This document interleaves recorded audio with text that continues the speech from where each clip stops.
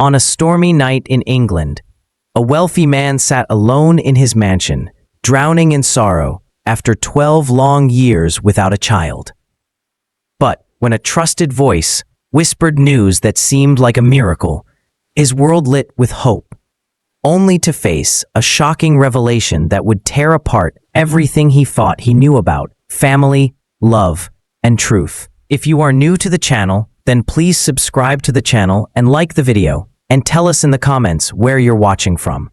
Now, let's jump into the story. The night was quiet in Birmingham, England. Outside, the rain tapped gently against the tall windows of a grand countryside house.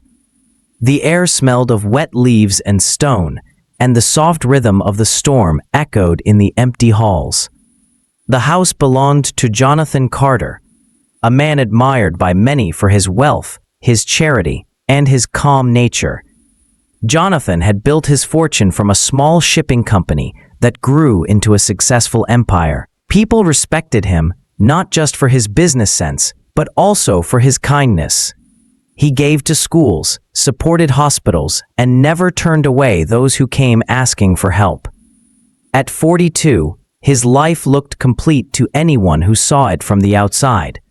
He had land, fine cars, loyal friends, and a beautiful wife named Claire who loved him deeply. But behind the grand walls of their home, a silence lived that money could never fix. Jonathan and Claire had been married for 12 years, and in all that time, they had never been blessed with children. At first, they carried hope like a flame that would never die. They prayed together in churches, visited doctors across Europe, and even tried treatments overseas. Every visit, every test brought new promises, yet every promise ended in disappointment. As years passed, hope became a shadow.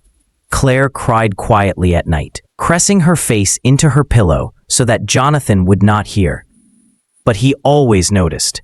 In the mornings, her eyes were red and tired, and he felt his heart break again and again. He wanted to comfort her, but he also carried the silent fear that he was the reason for their pain. The mansion, filled with art, chandeliers, and shining marble floors, felt cold without the laughter of children. Birthdays of friends, christenings of relatives, and Christmas gatherings only reminded them of what was missing. Each event felt like salt on an open wound. Jonathan would smile in public, but inside he felt smaller each year. Claire was gentle, with golden brown hair and kind eyes that reminded people of the early morning sky. She loved her husband with all her heart, and she never blamed him for their struggles. Still, the weight of emptiness sat heavy on her shoulders. Her friends often spoke of their children, of milestones and school events, and though she smiled politely, she returned home with tears pressing at the corners of her eyes. Jonathan, too, carried the ache in silence. He worked longer hours, often staying late at the office or wandering alone through the large house when sleep refused to come. He told himself that building wealth and stability was his way of protecting Claire, of giving her everything she could want. But he knew the truth. What she wanted most was not something he could buy. The people of Birmingham admired the Carters. They saw a couple who had it all. They did not see the long nights of sorrow, the whispered prayers unanswered, or the silent dinners where both avoided the subject that haunted them. In the stillness of the mansion, loneliness began to grow roots. Jonathan tried to be strong, but sometimes, when he stood by the window at night, staring at the rain, he felt a deep emptiness press against his chest. He wondered if this was what his life would always be. Wealth without joy, a house without laughter, love tested again and again by something they could not change. For Claire, the silence was sharper. She longed for the sound of small feet running across the polished floors, for the voice of a child calling her name, for the warmth of a family she could hold. But the years passed, and the silence only grew louder. What no one outside their walls could see was that this silence had begun to shape everything. It shaped Jonathan's heavy footsteps as he walked the halls at night. It shaped Claire's quiet sobs hidden in the dark. It shaped the distance that slowly crept into their marriage. Though love was still there, wounded but alive, and in that silence, something else began to take form. A seed of temptation, a longing for comfort, for understanding, for a voice that could ease the weight even for a moment.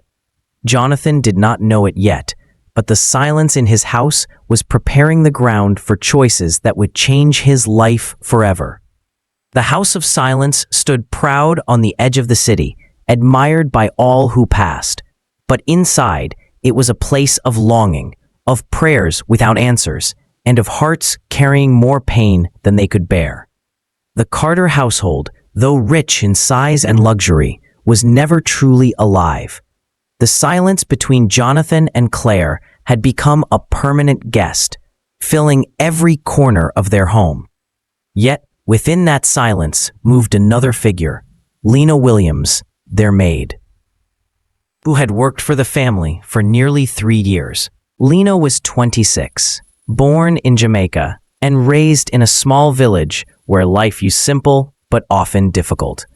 Her family had little, and her mother struggled to feed her younger brothers. When the chance came to travel to England for work, Lena accepted, determined to create a better future for those she loved. Working in the Carter home gave her safety, decent pay, and a roof over her head. She was careful in her duties, always respectful, and never allowed her personal struggles to show. But while she dusted the bookshelves, polished the silver, and prepared the meals, her eyes noticed things others ignored. She saw Claire's forced smiles when friends visited, and the quiet tears that followed once the guests had gone. She saw Jonathan's long nights, pacing by the window, staring into the storm outside as though searching for answers in the darkness. She heard the sighs, the prayers whispered behind closed doors, and the heavy silence of two people who loved each other but carried too much pain to speak of it. Jonathan had always treated Lena kindly. He paid her fairly, respected her work, and never spoke down to her. But in her quiet way, Lena saw beyond his position as master of the house. She saw the loneliness hidden in his eyes, the sorrow that weighed on his shoulders. One night, a storm rolled over Birmingham with heavy rain and cracking thunder. Claire had traveled to London to visit her sister, leaving Jonathan alone in the large house. The sound of rain against the windows echoed through the halls, and the fireplace was the only source of warmth in the living room. Jonathan sat there, staring into the flames, untouched whiskey resting on the table beside him. He looked weary, his face lined with the struggles of years unspoken. His mind spun with memories of failed treatments, nights of Claire's tears, and the emptiness that no amount of wealth could fill. Lena entered quietly, carrying a tray to clear the remains of his untouched dinner. When her eyes met his, she noticed the sorrow, so sharp it almost seemed to escape his body. Her voice was soft, almost hesitant, as she asked, "Are you all right, sir?" The simple question broke the wall Jonathan had built around himself. He lowered his face into his hands, his voice heavy and tired. "No, Lena, I am not all right. 12 years and still no child. Claire cries every night, and I do not know how to comfort her. I feel I have failed her. I feel I have failed as a man." For a long moment, Lena stood silently. Then she set the tray aside and sat on the edge of a nearby chair. Her words were calm, steady. "You are a good man, sir. I see how you care for her, how you carry this burden alone. Sometimes life does not give us what we want, no matter how much we pray, but that does not mean you are less than you are." Jonathan lifted his eyes to hers, surprised by the warmth in her tone. For the first time in years, he felt seen, not as a successful businessman or as a husband under pressure, but as a man aching for something beyond his reach. The room grew quiet except for the storm outside, As Lena's hand brushed against his in a small gesture of comfort, Jonathan felt something he had not felt in a long time. It was not passion, but a fragile moment of relief, like finding light in the middle of endless night. That evening, his grief and weakness overcame him. The bond that should never have formed did, and in one moment, a line was crossed that would change everything. In the weeks that followed, the air in the mansion grew heavier. Lena continued her work as before, but a tension lingered in her steps and in her eyes. Jonathan buried himself in business and avoided Claire's gaze, though his guilt followed him with every passing day. Then came the night when Lena stood before him in the study, her hands trembling, her face pale. Her voice was barely a whisper. "Sir, I need to tell you something. I am pregnant." The words struck Jonathan like thunder. For 12 long years, he had begged heaven for a child. And now, at last, he heard the words that filled him with both shock and hope. His heart raced, his eyes filled with tears, and for the first time in many years, he felt alive again. Jonathan clutched the edge of his desk, his voice trembling. "Are you certain, Lena?" She nodded, her expression serious. His chest swelled. His mind raced with images of small feet on the marble floors, laughter filling the empty rooms, and Claire's face shining with joy. His prayers, he thought, had been answered in the most unexpected way. What Jonathan did not yet know was that this new hope would soon become the greatest storm of his life. Jonathan could not keep the news to himself. After hearing Lena's trembling confession, he felt a spark of joy he had not felt in years. For 12 long years, silence had filled his home. Now, he believed the silence was finally ending. His heart pounded with excitement, and he wanted to share it with the one person who had always been his source of strength. His mother, Margaret Carter. Margaret lived in the countryside, in a stone house surrounded by wide fields and quiet lanes. She was a woman of strong voice and gentle heart, respected in her community for her wisdom. Jonathan trusted her above all else. When he arrived late that evening, dripping wet from the rain, but smiling wider than he had in years, she welcomed him with surprise. "Mother," Jonathan said, gripping her hands tightly, "I am going to be a father.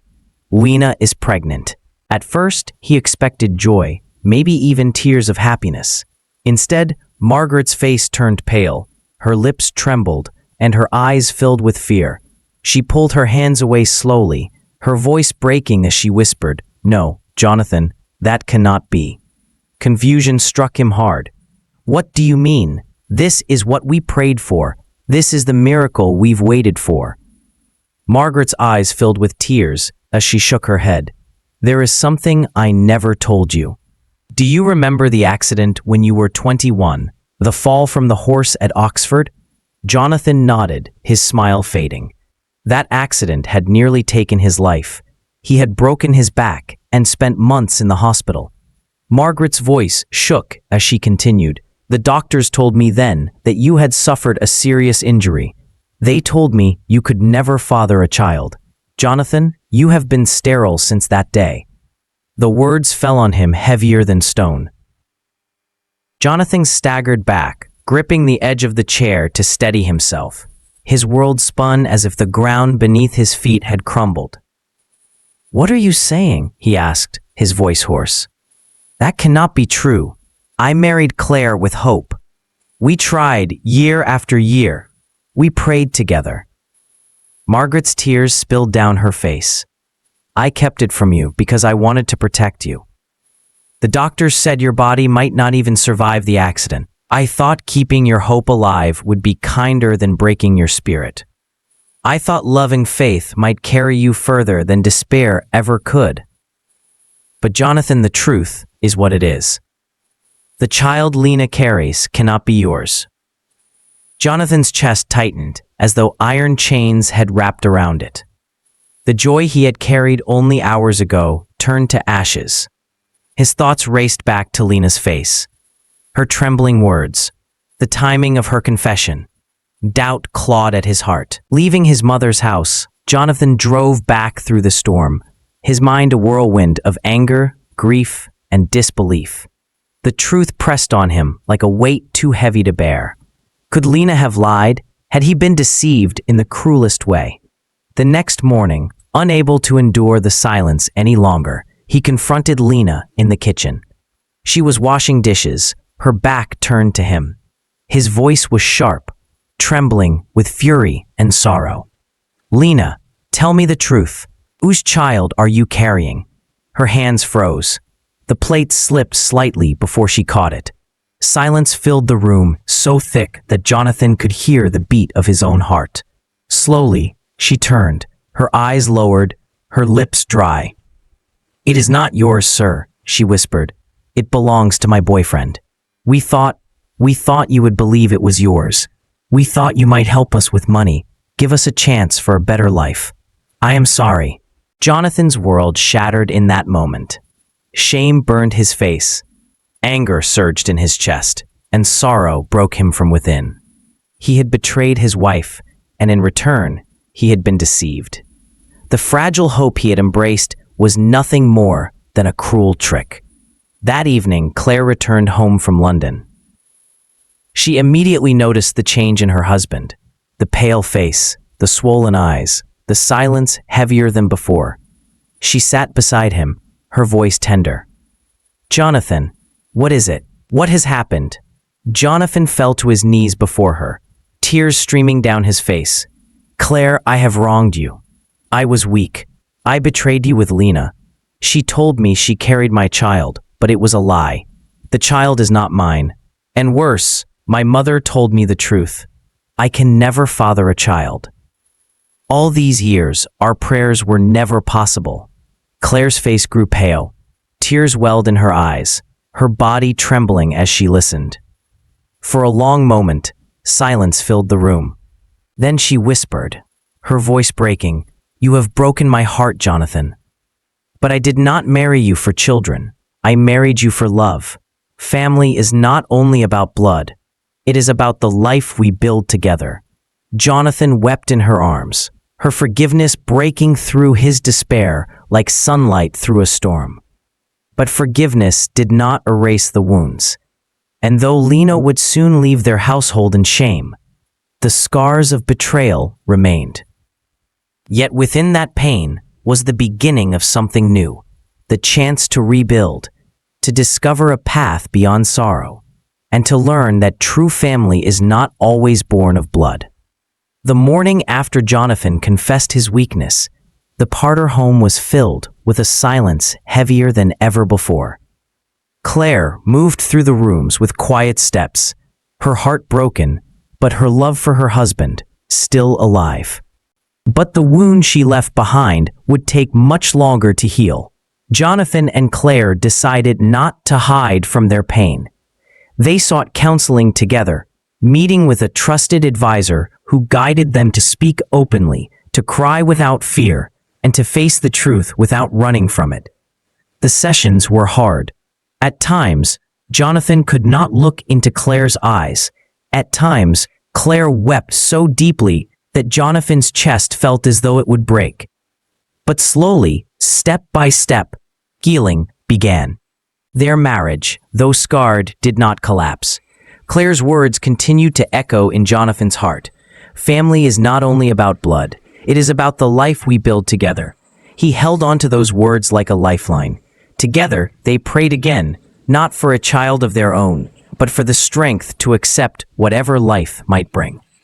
After months of reflection, Claire suggested adoption. Jonathan hesitated at first. Could he love a child not born of his blood? Could he be a father after all that had happened? But as he thought of Claire's steady love and of the empty silence that haunted their home, he realized adoption was not a second choice. It was a chance to give love where it was needed most. The process was not easy. Endless forms, long interviews, background checks, and waiting lists tested their patience. But this time, unlike the years of failed treatments, they walked the road side by side. Each step brought them closer, not further apart.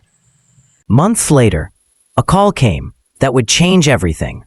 A pair of siblings, a boy and a girl from Liverpool, needed a home. Their parents had passed away, and they were waiting for someone willing to give them love and safety. Claire's eyes filled with tears as she heard the news. Jonathan's heart, once broken by lies and betrayal, now felt alive again. They agreed without hesitation. The day the children arrived at the Carter home was the day silence was finally defeated. Laughter echoed in the halls. Tiny footsteps ran across the polished floors. Toys rolled under the grand furniture, and the sound of giggles filled the air. Claire's face glowed with joy as she embraced the children. Jonathan, holding them in his arms, felt tears stream down his face. For the first time in years, the mansion was no longer a house of sorrow, but a home of life.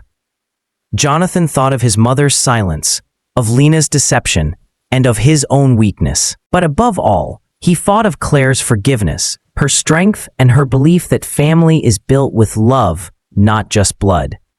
The journey had been painful, marked by mistakes and betrayal, but it had also led them here, to a new beginning. Jonathan understood now that truth, no matter how hard, was always better than lies. He saw that forgiveness had the power to rebuild what seemed beyond repair. And he discovered that the love of children, whether born or adopted, was a gift from God meant to be cherished. In the quiet of the evening, as the children played on the rug and Claire sat beside him with a smile, Jonathan whispered to himself, "This is what I was searching for all along." Life had broken him, but it had also rebuilt him stronger. The silence that once haunted his home was gone, replaced by joy, resilience, and the sound of family. And so, through pain, forgiveness, and resilience, Jonathan and Claire discovered that true family is not bound by blood, but by love. Remember, the strongest homes are built not on wealth, but on trust and sacrifice. Thanks for watching, and God bless.